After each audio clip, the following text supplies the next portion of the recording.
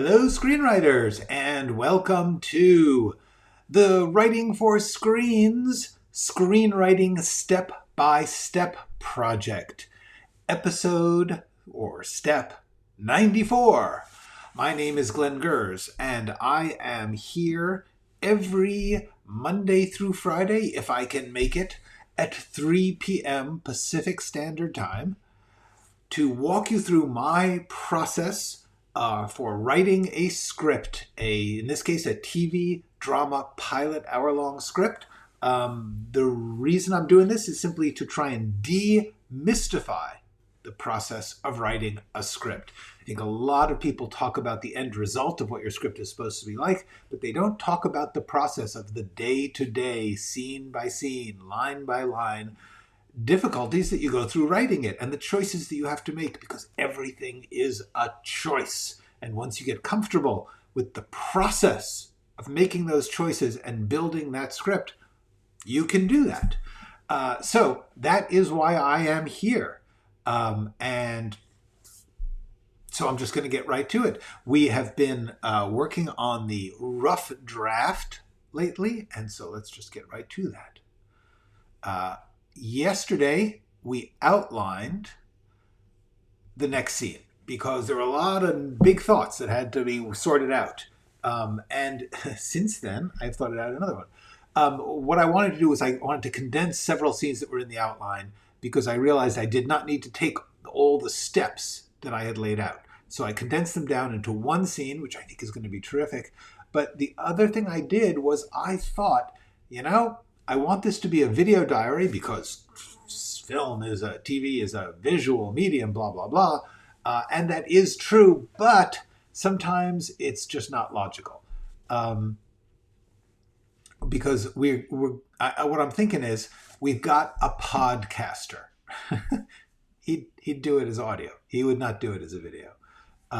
So that's my thought. The main reason I think I want to get into that I want to spend my time watching Xena reacting, not watching George talking. That is my plan. So I think, the other thing that's important to remember when you're writing the rough draft, you can always change it. It's not like you're writing something and it's like, oh, that's it now. The world has said you must stick to that. You try something, you see how it works. Later on, you read it, you decide if you like it or not, you rewrite it. You will rewrite your script dozens, possibly hundreds of times. If you are lucky enough to get into production, you will be rewriting and rewriting and rewriting for all sorts of reasons. So get used to it. Get used to the idea of doing the best you can in the moment, but get something down there, and then you can always rewrite it.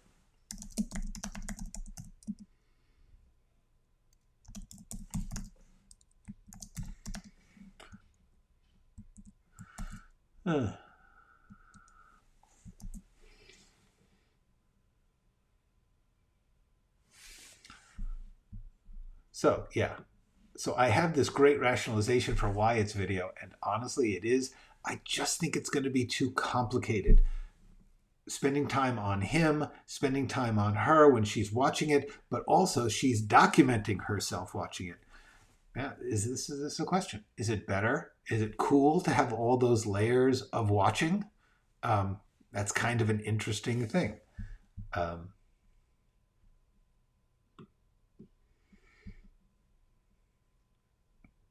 All right. Make a decision. Writing is choices. Writing is choices. You got to make a choice. You know what? I just don't. It's just striking me as wrong to do video. That's the answer. Striking me as not working. So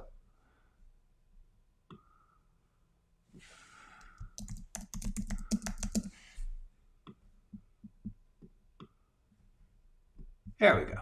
She is documenting herself listening. The reason that I like this is it will still have a visual element. We will have her looking through his files. Because remember, the action here is searching. The action here is she is trying to find his evidence. That is the key to this scene, all right? Zena's looking for the evidence, and then he tells her from the grave, ain't no evidence. So that's what we're doing.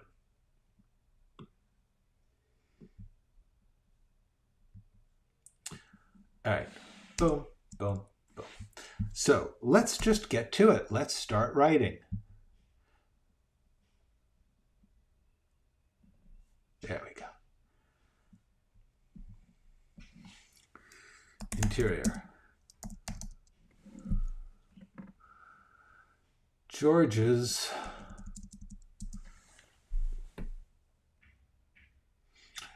do I want to just go in there?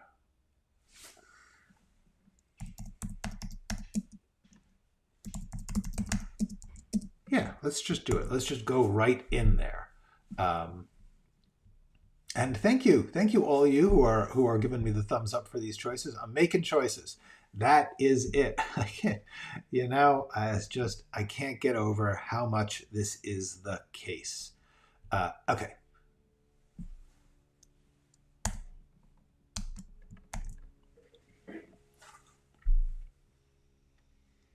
Now, just quickly, I have to figure out,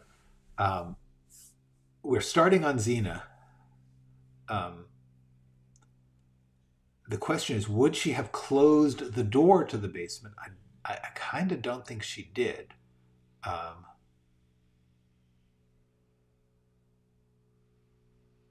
Because what I'm thinking is 2 steps down the lane here. Once we get through this scene, we're going to have Norman and Madeline walk in on her. And the question is, do we want them to actually... It kind of would be more fun if... it's closed. It's closed. Oh, no. She'll close it when she hears them coming in. Okay.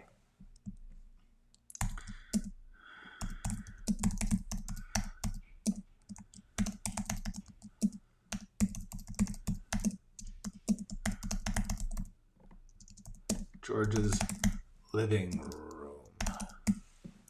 Damp concrete bunker. Is that right? Is that fair?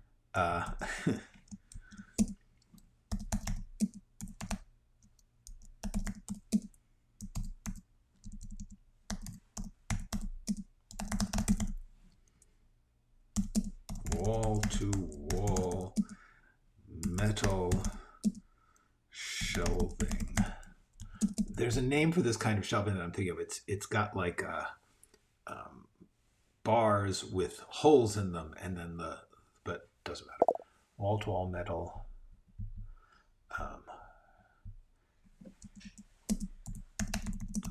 Stuffed with boxes of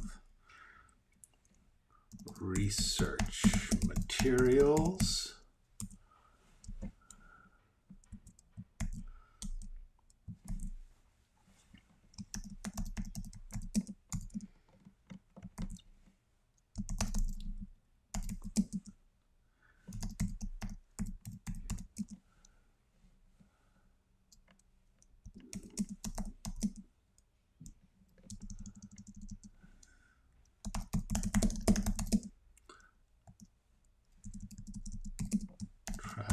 Door in the floor of the living room.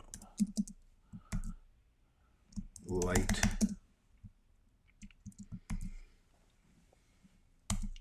Okay.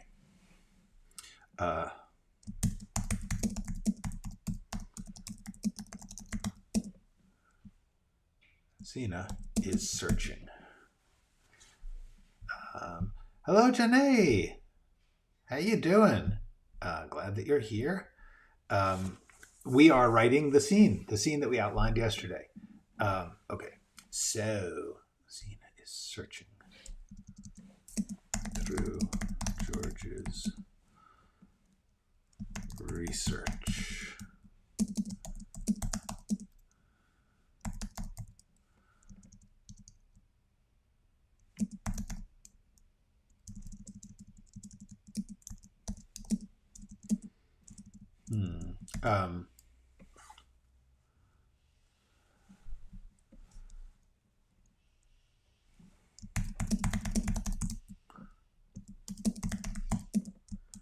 Listening to tapes. Now, oh, you see, now this is a thing. This is a thing. He wouldn't make tapes. This is 2021. He would have audio files.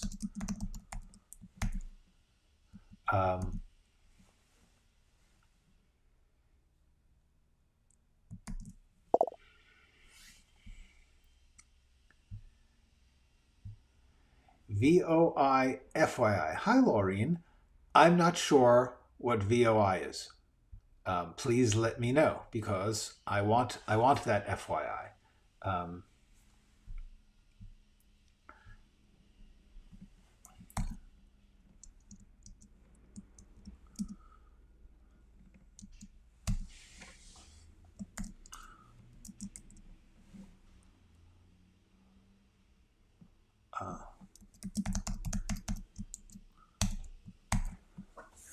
Okay.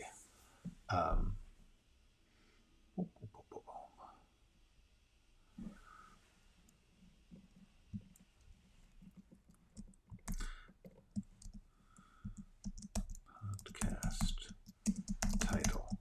I don't have a. Do I have a title for this podcast? I can't remember if he doesn't.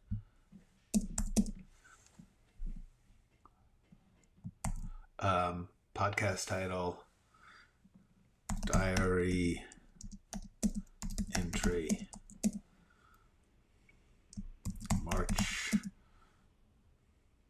4th, 2021. Okay.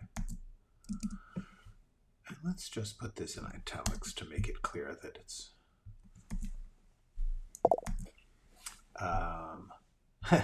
thank you, Javier. I am feeling all right. I am a little bit of aches and pains, but nothing serious. Nothing certainly to keep me from my appointed rounds. But thank you for asking. That was very kind of you.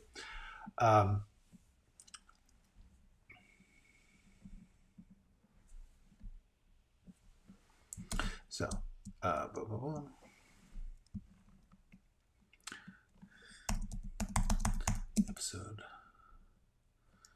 9 went live yesterday.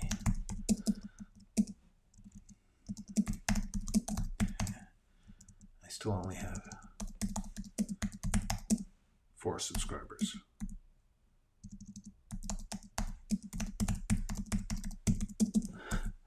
March 9th. Don't want a 4 and a 4. Episode 9. Episode 6 went. Okay. Still just 4 subscribers. Still just 4 subscribers.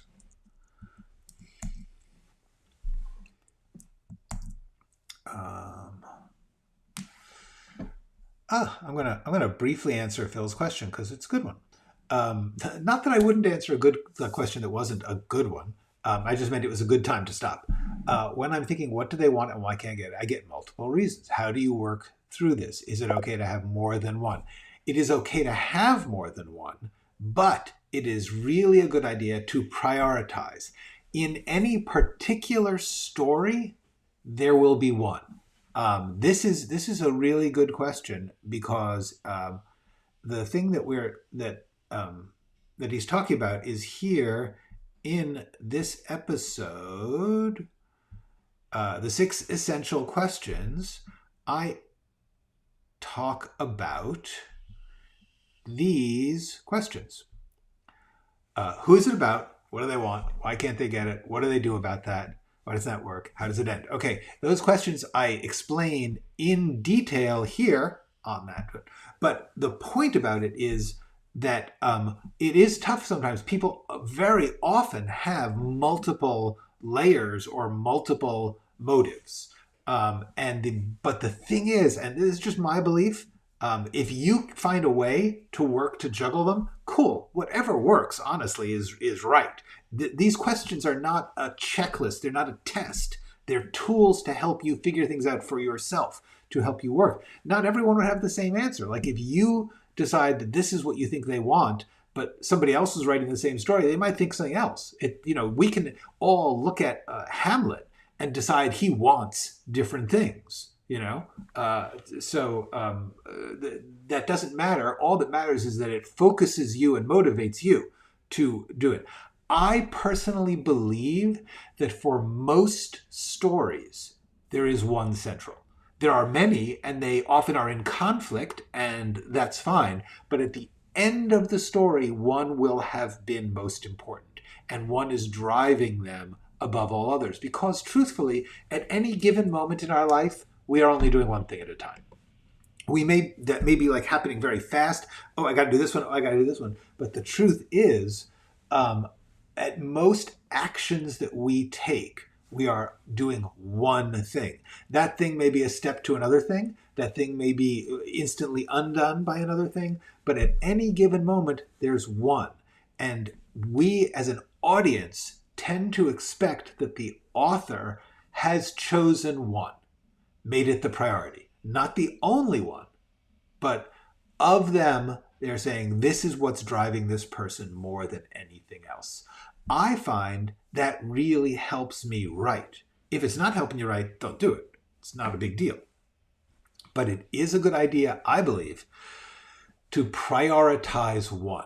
That does not mean that they can't have many. They can have a lot of things going on in their head, and they can also have a specific two or more, but usually two, in conflict, which is central. But by the end, one of them is going to have become the main problem they have to overcome, the main thing they want to get. If you keep changing it, it's very hard for the audience to follow the story and get involved. You would have to announce the change.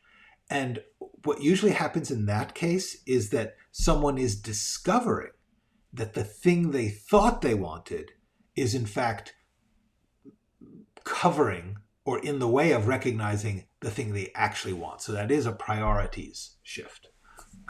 So that's my answer, is that what do they want and why can't they get it? What do they want is the one you want to focus on. Why can't they get it? There's going to be lots of them. They can be in order. They can be like, that's fine. But what do they want? There's one thing more than anything else. Very often that one thing requires them to do other things to get there. So let the marker, I'm with you. And then question, if I may, in those 40s and 50s with multiple storylines that interconnect each other in one way or another. This is another completely useful question.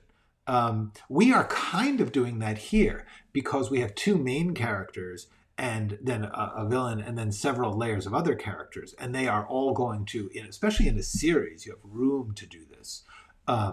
They're going to interconnect differently. But if you're talking about, I tend to think of those movies with multiple storylines that interconnect as happening more starting in the 60s and 70s, actually. They were heartily inspired by Robert Altman, particularly when Nashville was such a hit. But even MASH really broke people's brains. But Nashville was famously an ensemble story. And there wasn't a central character. If you are going to do that, I would recommend you look at Building Character Arcs video. That's one which I think really helps with that. The main answer is, if there is not a central character story, there is a central theme. For instance, in Love Actually, which is a phenomenal post-Altman, tribute to Altman group study of love.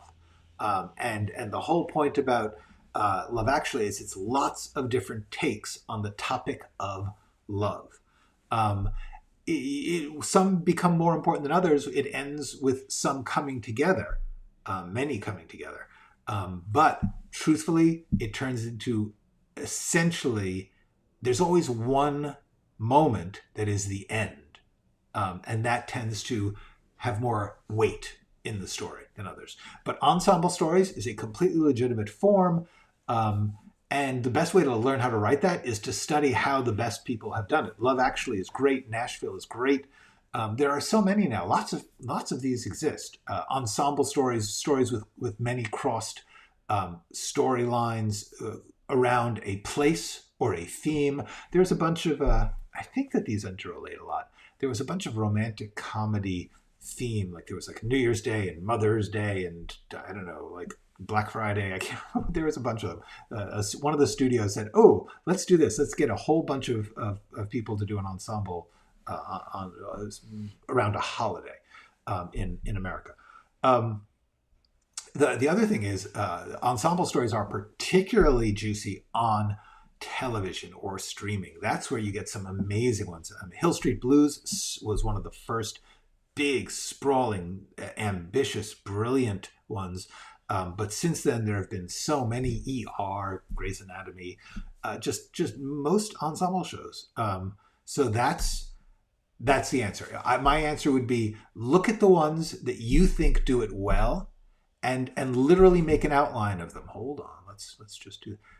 Look at this video. Take art apart to talk about how you analyze the work you like to steal from it mechanically. How to say, I'm going to stop thinking about this as a fan and start to think about this as a fellow worker. How do I break this down? I will never know the process by which it got there, but I can at least see how it operates. I can see how something that's good works well. Car alarm. I apologize. So that's what I would suggest do. Take an ensemble piece that you like and make an outline of it. Go through and say, what happens in this scene? How many scenes does each character get? Where are the turning points? And you'll find that there's a structure to it. So that is it. Hello, Yosef. Yosef? I hope I'm pronouncing that correctly. I am really glad that you're enjoying that. That's great. And now you can ask questions if you want. But while you do, I am going to try and write this scene because we need to. All right.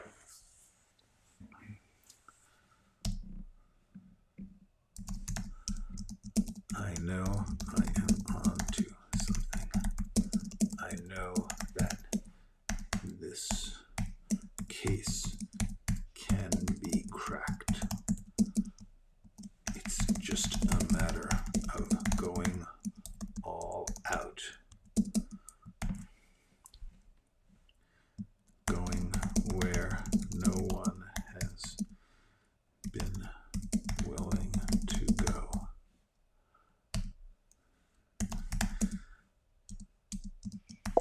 I've interviewed everyone I can find. I've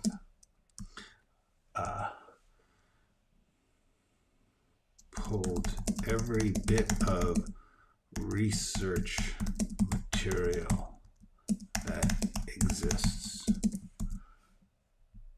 All right, let's move that up because that is before.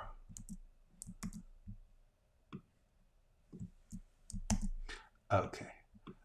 I'm just, this is the sort of thing that you're writing layers. You're writing a layer of sound, and then I'm going to write a layer of action. Then I will actually intercut them later. But right now, I just wanted to get a hunk of sound down there.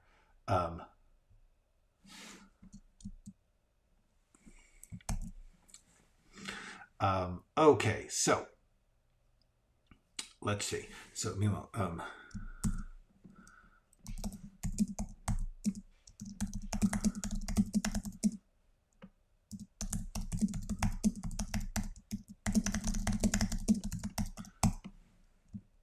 now, is this paper? Would it be paper? Huh. Well, headlines and photographs and details of the crimes, the victims, the investigation. Investigation, you fool. Yay. Okay. Good. I'm going to have to come up with the details, because this is a chance to really immerse the audience in the visuals of the crimes.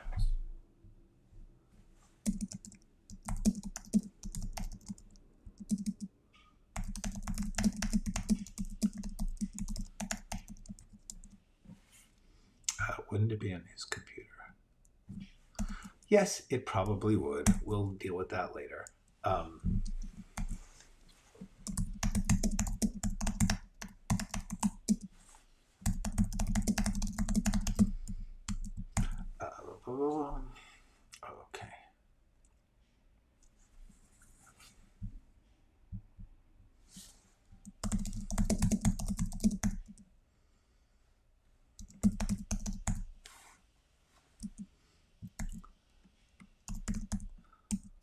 Build a sense of ominous evil of the threat buried in this long mystery. This is really a note to myself. I will eventually have to actually do that.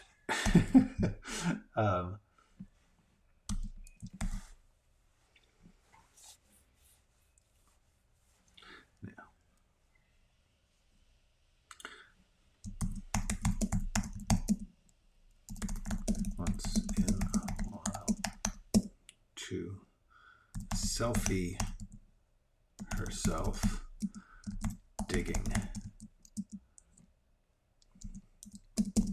She's careful. She's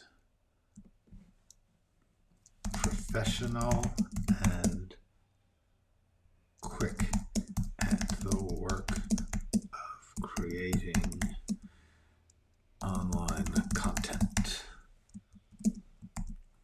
She knows how to pose.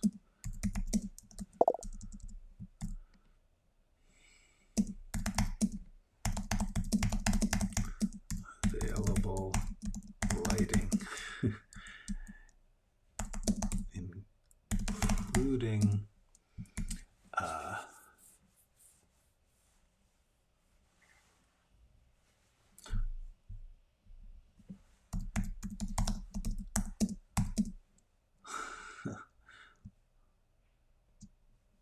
unfolding a small reflector and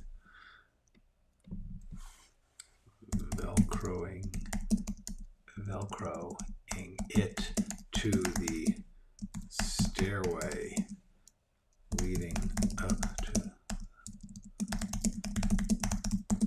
to bounce some incoming light on her face. That's good. That is great. I am really glad to hear that.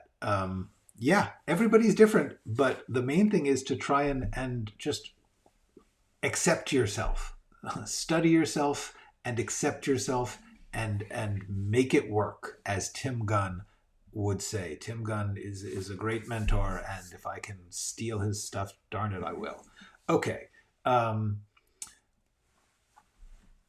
think Zena should also talk.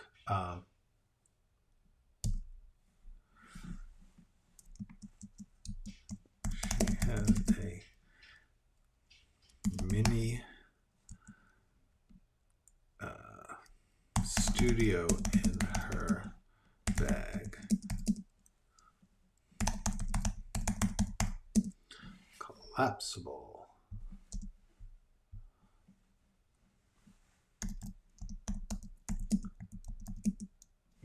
Gorilla Pod.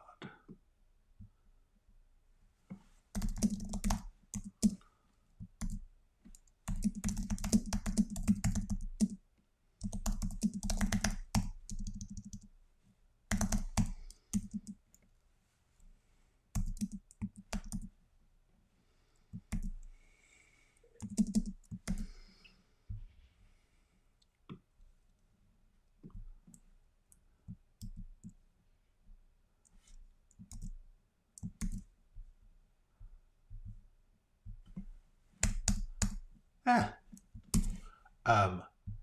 sometimes you do this, like I wanted to break up the paragraph, but the truth is that's not a separate paragraph breaks. Remember to use paragraph breaks thoughtfully. Once again, as Tim Gunn would say, um, uh, don't just randomly paragraph break. Use them to change topic or attitude or even mental visual space. This is all one thing. And unless you're trying to break an action into pieces, which really this isn't, that's what the dash does. So, okay. Okay, I'm a little tired of this. I'm getting the feeling that this VOI, FYI, VOG, FYI, Dorothy Scott, and Laureen Douglas. Who are you? I believe you are just some form of spam. So I'm going to ban you. Feel free to object. You've got a few seconds. 1, 2, 3, ban. And I'm going to ban Laureen Douglas, the VOI, FYI. If you guys turn out, if somebody knows what VOG, FYI, and VOI, FYI is, and it turns out to be a legitimate thing that I should be paying attention to, please let me know, because I almost never ban anybody. I'm just not like that. Okay. Okay.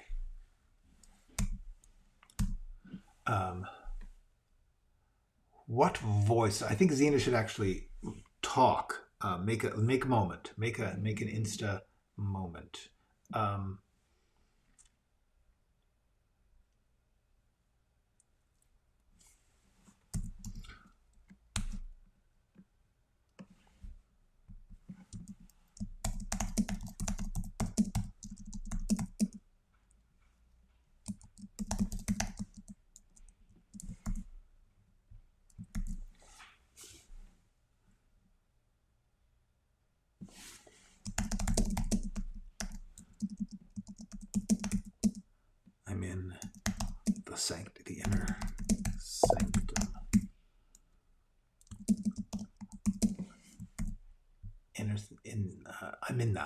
I'm in the inner sanctum. I'm in the inner sanctum. I'm in that. That's not fun to say. This is it. The inner sanctum. George's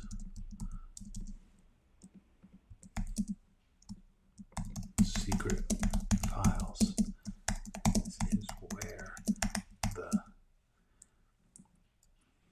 This is where he's got the identity of the. It's been so long, I've forgotten the name of the killer.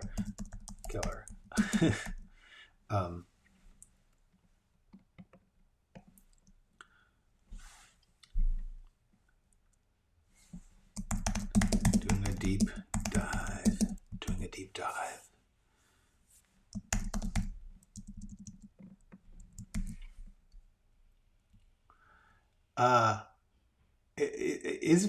If that's true, I truly apologize to Laureen and Dorothy. I'm troubled by the fact that both. Hang on. I am going to briefly. Let's just do a little research ourselves. VOI.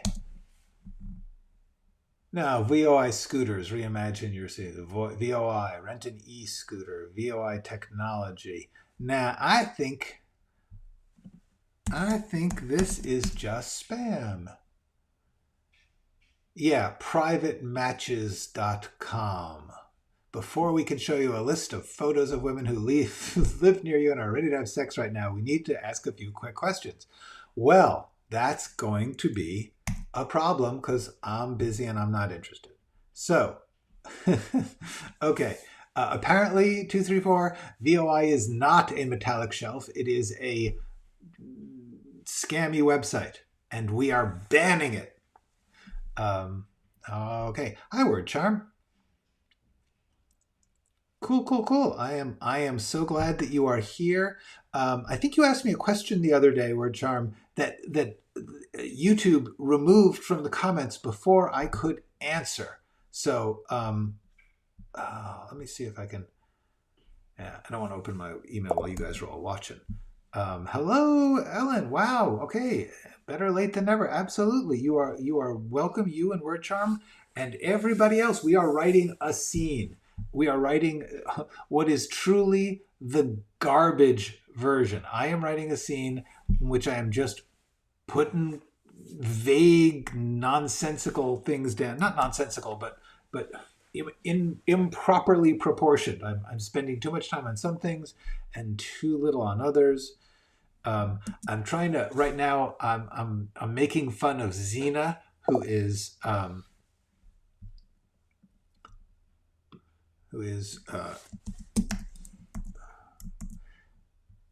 trying to think of phrases that she would use because I tend to think of things that would just be too old for her, like about like Watergate and stuff, and that's not it.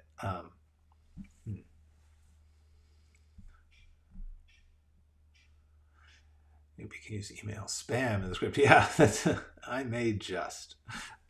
Okay, but I won't use theirs because that's the last thing we want to do is support spam.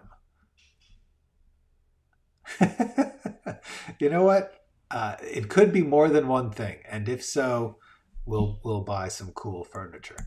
Okay, doing a deep dive. Phrases. I'm just trying to brainstorm some phrases that she would be using. So excited.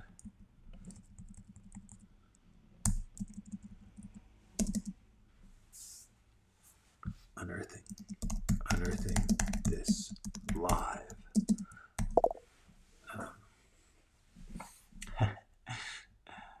Okay, cool and groovy. Boom, boom, boom.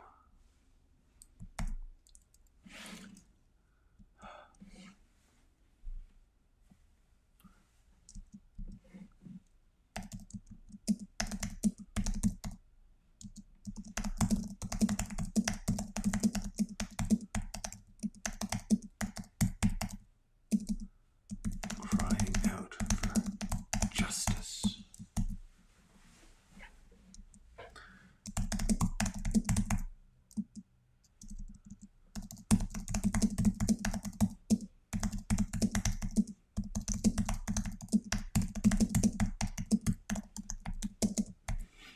Okay, fair enough.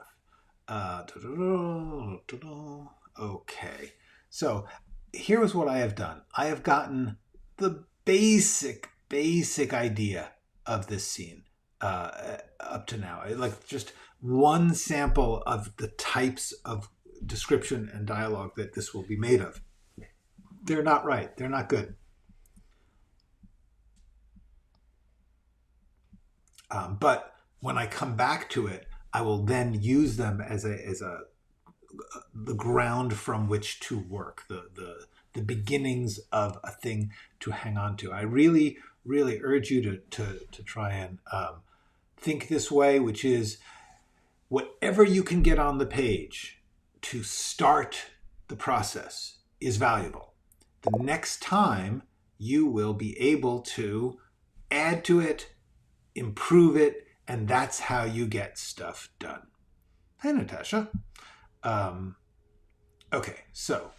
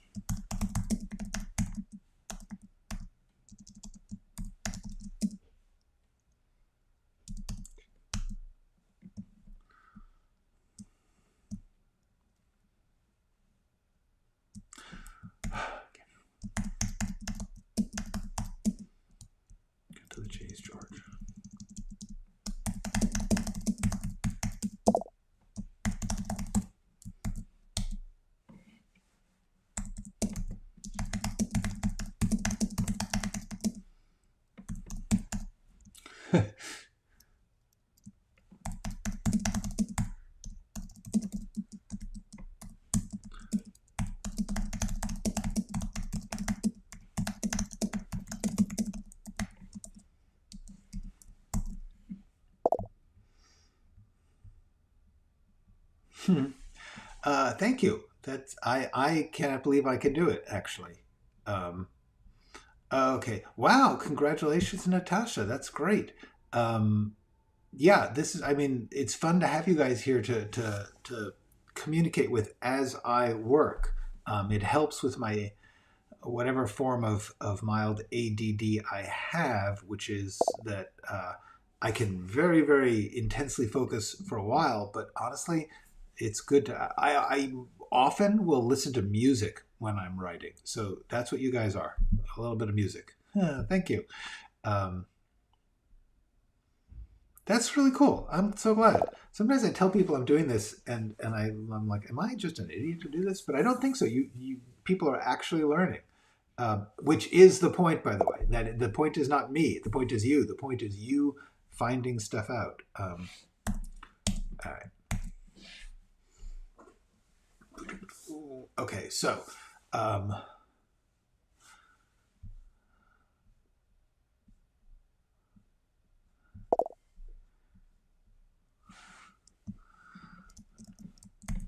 it's going nowhere. I can't break through. So there's one thing I can think of, but to use myself as bait. I'm going. Oh, see, this is fun. So she sets this on 2x so that he's talking like real fast, and then the really important stuff is going to be like, blah, blah, blah, blah. And then I'm going to announce I have new evidence and try to wave use that as a red flag to wave at my sleeping wave at the end of my hand. Red flag to wave at the ball.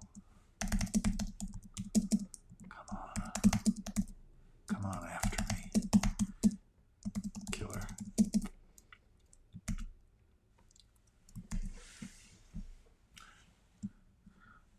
I'm going to really hype this whole new evidence thing for a couple of weeks or maybe a month.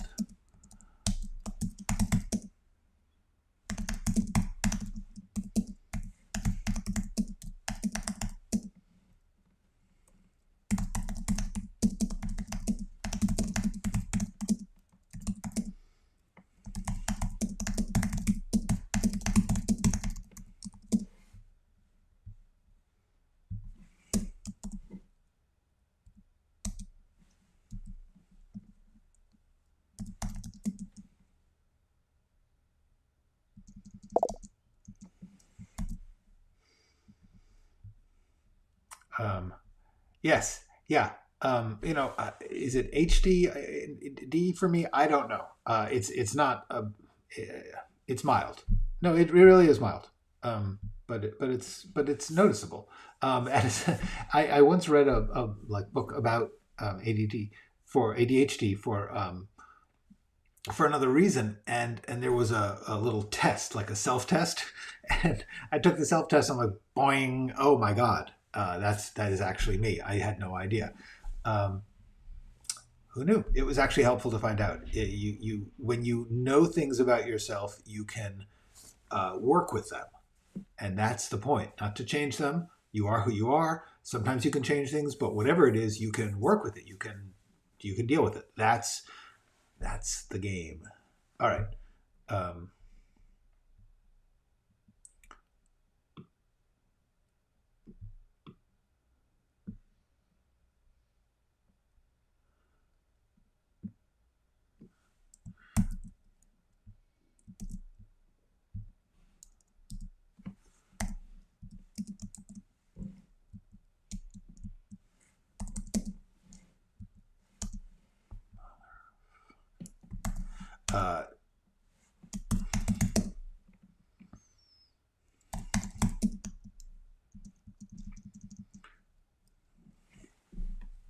what does she, how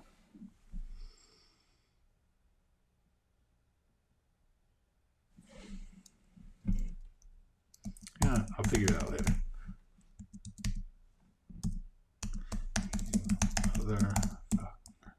Well, see, I'm not going to say that because of YouTube. I want I don't want to limit the audience here, and YouTube will take things. I won't. I don't get to the same audience if I have really severe curse words here.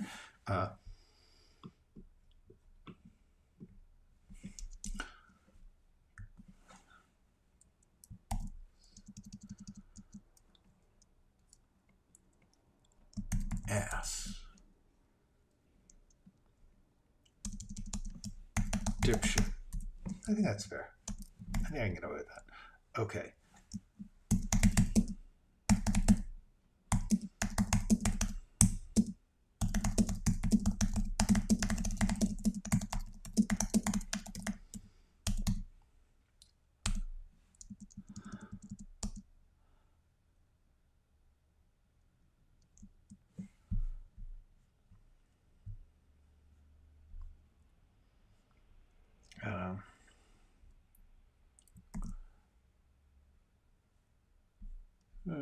What I was trying to think of is could she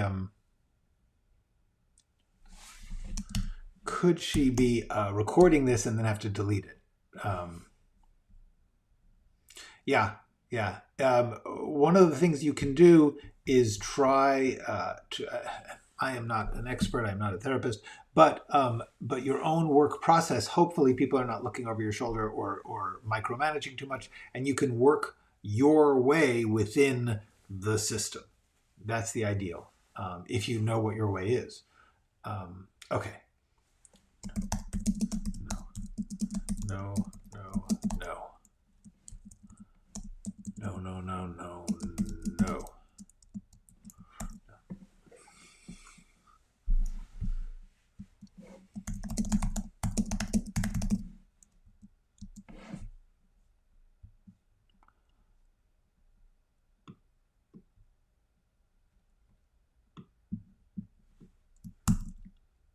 Oops. Copy, not cut.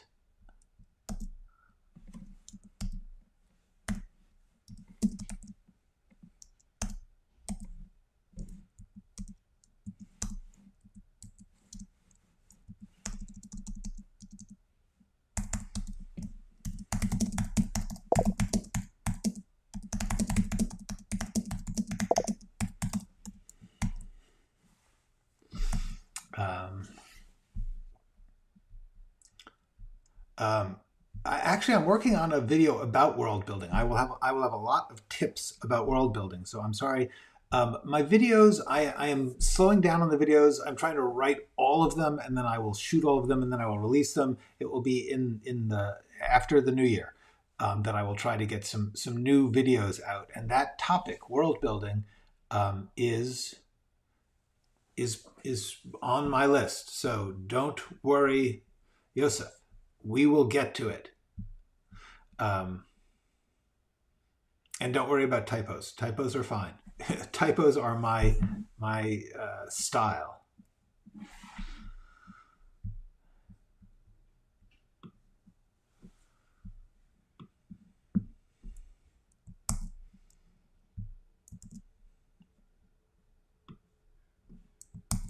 Look at that. Now,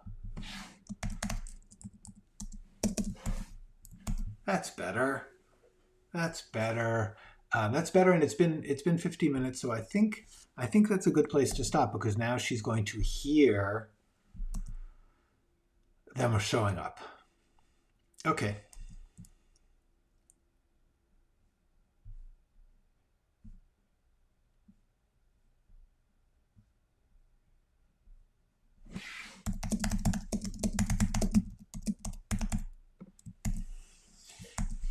Okay, there we go. Let's let's come back here and say, this has been enjoyable as always. I'm so glad that so many of you could show up and play along. And so, see you tomorrow. And in the meantime, go write something.